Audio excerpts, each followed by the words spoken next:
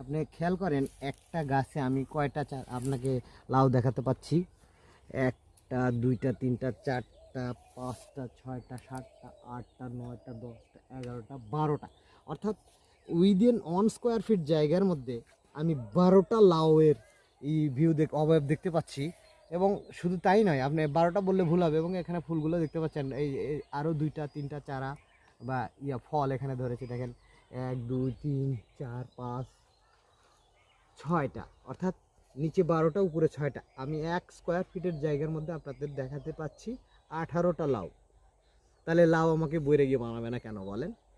এই লাউগুলো বাজারে আমি বাণিজ্যিকভাবে যদি দাম নিতে চাই, একটা লাউয়ের দাম 30 টাকা আসবে, 25 টাকা আসবে, 20 টাকা আসবে। এবং আমি যদি হাট বাজারে নিয়ে বিক্রি করি, একটা লাউ আমি 50 টাকা বিক্রি করতে পারি। সুতরাং আপনারা লাউ চাষে উদ্যোগী হন। একটা গাছ